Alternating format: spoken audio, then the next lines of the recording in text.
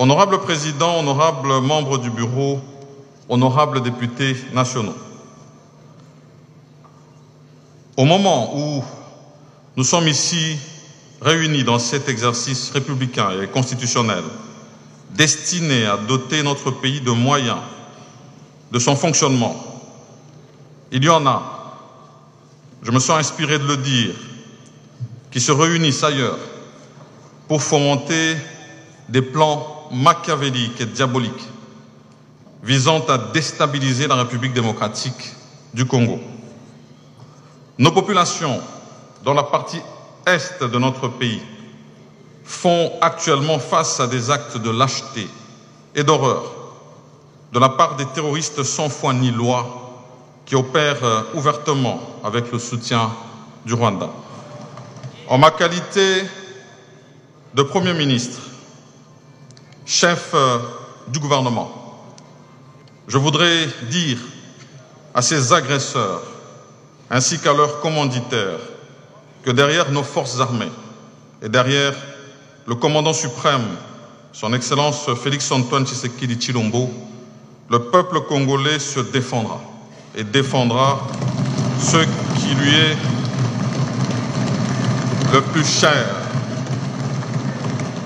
Le peuple congolais se défendra et défendra ce qui lui est le plus cher, la patrie.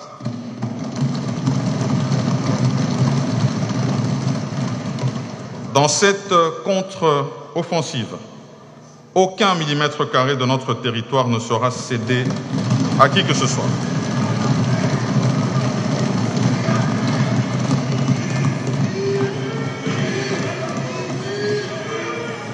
Dans cette contre-offensive, aucun millimètre carré de notre territoire ne sera cédé à qui que ce soit.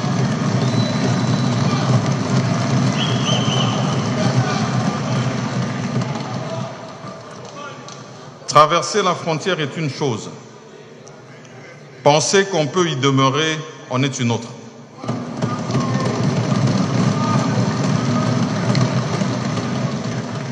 Nos ennemis usent des moyens les plus vils et les plus sournois pour tuer, violer, massacrer pour atteindre leurs objectifs maléfiques, en bafouant totalement les principes sacrés du droit international et du droit international humanitaire.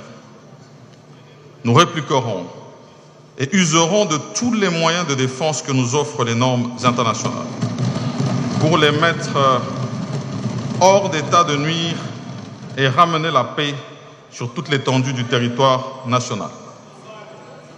Dans ce combat, le gouvernement sait compter sur l'engagement et le sens de responsabilité habituel des représentants de la nation que vous êtes. Les Congolais, qui ont toujours surmonté dans l'unité bien d'autres défis sécuritaires, ne se laisseront pas impressionner par ces atrocités, ces velléités expansionnistes.